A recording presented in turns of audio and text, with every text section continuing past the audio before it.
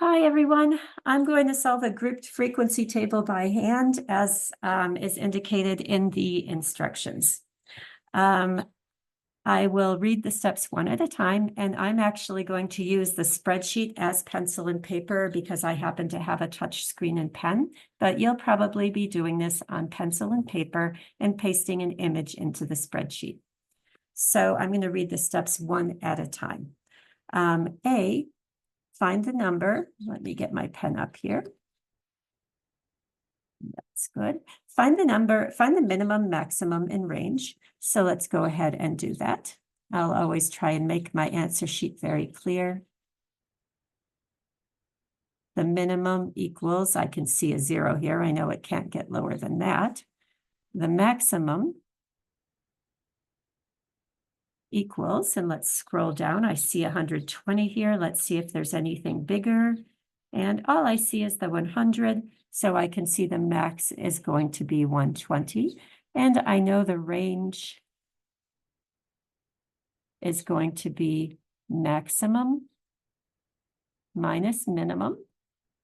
I always want to write the formula so the instructor knows I know what I'm doing and not just guessing. In this case, 120 minus 0 equals 120. We're done with A. Next, B says determine whether a grouped or simple frequency table is appropriate. If grouped is appropriate, decide what bin ranges to use, making sure they're all the same size. So B, I can see that this range of 120 is way too big for a simple frequency table. We'd have to have 120 bars on our chart or 120 rows in our frequency table. So I'm going to decide on grouped. And because I know my instructor, me, is going to read this, I'm going to write why I made that decision. The range is too large for simple.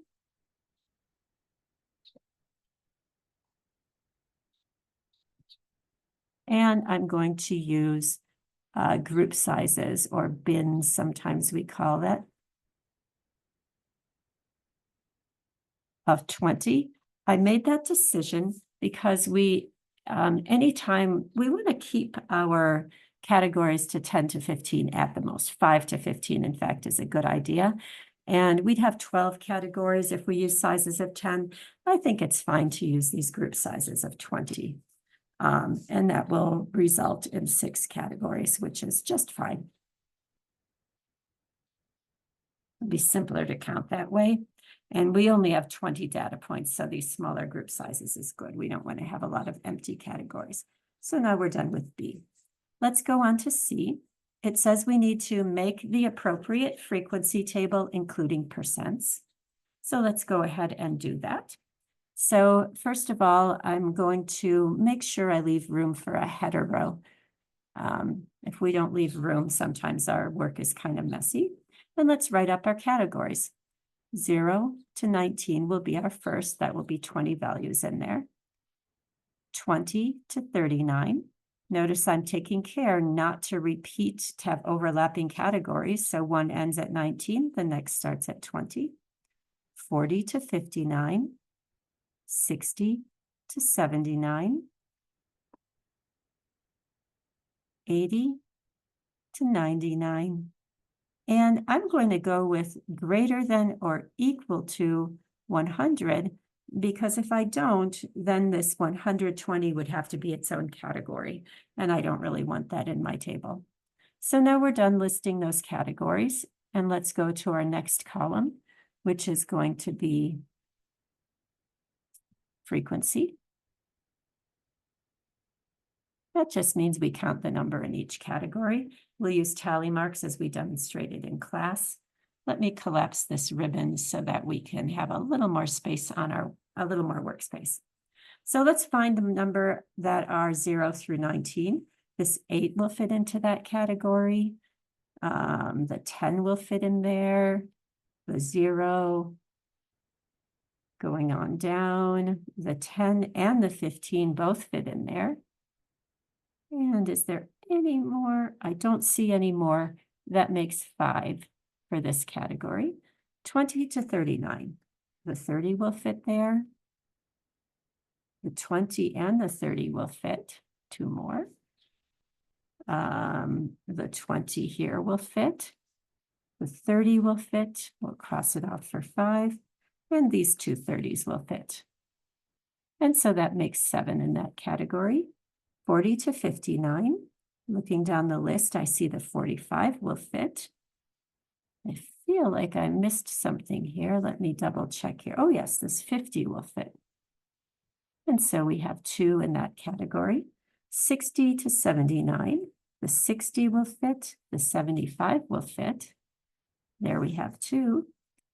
And looking down, all I see is that 60. I can always make a correction here if I missed one. Our next category, 80 to 99. And all I see is this 90. And finally, greater than or equal to 100, I see the 120 and the 100. That's 2. And so we write our 2, and here let's write the 1. We always want to check by adding these up. And so we should add up to 20 because we have 20 individuals. So 12, 14, 17, 18, 20. So we did that correctly. Our next column will indicate our percents. And just writing down the formula for the sake of the instructor, the percent is calculated by frequency divided by total. And so this first one will be 5 divided by 20, and that is equal to 0.25 or 25%. 7 divided by 20 equals 0.35 or 35%. 2 divided by 20 equals 0.10 or 10%. 3 divided by 20 equals 0.15 equals 15%. 1 divided by 20 equals 0.10 is 10%. And 2 divided by 20, 1 divided by 20, I got ahead of myself a minute there. Let's get the eraser out and erase that. It's always good to make mistakes in the demos because it might make you actually be more aware of your mistakes, possible mistakes. 1 divided by 20 is 0.05, is 5%, and 2 divided by 20 equals 0.10, equals 10%. And we should always check our work. It should add up to 100%, which it does. And so we have a good frequency table. So that C is done. Next, it says create a histogram and give it a clear descriptive title. So let's go to D and create the histogram. And I'm going to just zoom in a tiny bit here and make room on the bottom because this is probably how you'll be setting up yours.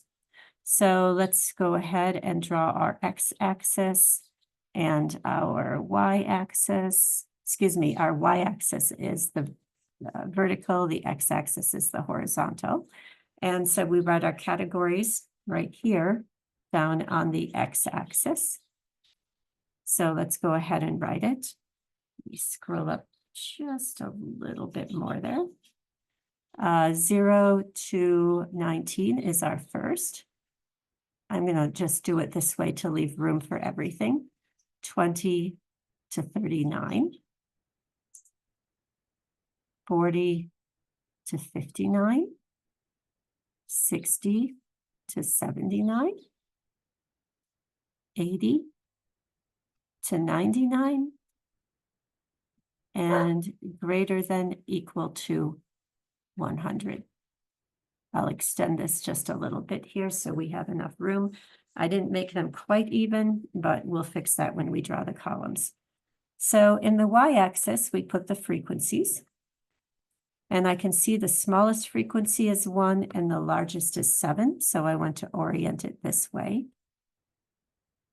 And then I'll write the rest of these numbers in. When you're doing by hand, sometimes it's a little less than perfect. So as long as it's clear and sensible, that should be fine. So our first category, 0 to 19, I see we have 5, and I'm going to make that little adjustment for the unevenness of the categories. Our next category is 7. It's imperfect here again. We'll do our best. Our next category is 2. Notice our bars have to be touching when we're doing a histogram. I'm going to neaten that up really quickly here because otherwise I think it's going to be unclear when we're doing this. What I'm going to do is just make these a little more even in terms of space.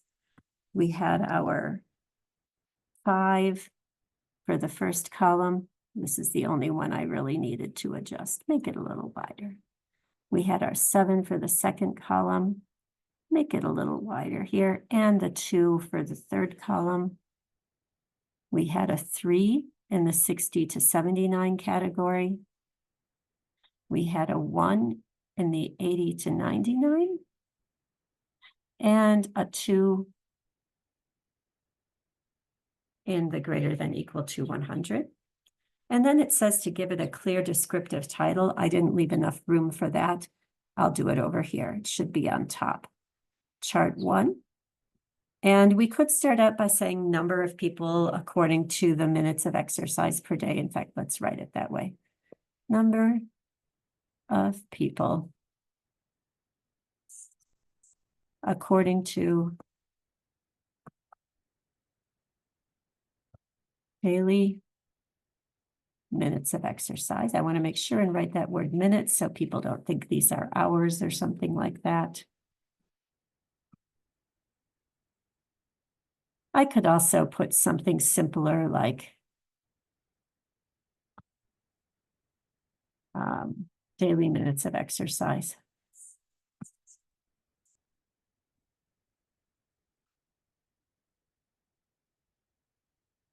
If we had some specific group, like for track team members or something like that, we'd want to state it. This is just people in general. They're not specified, so we'll just leave the title like that. And so now we have finished D. Let's go on to E, which is to describe the shape, and it specifies symmetry, skewness, normality, and kurtosis. So let's get maybe, I think I'll take a red pen here to draw the shape. I think this is a good approximation of the shape.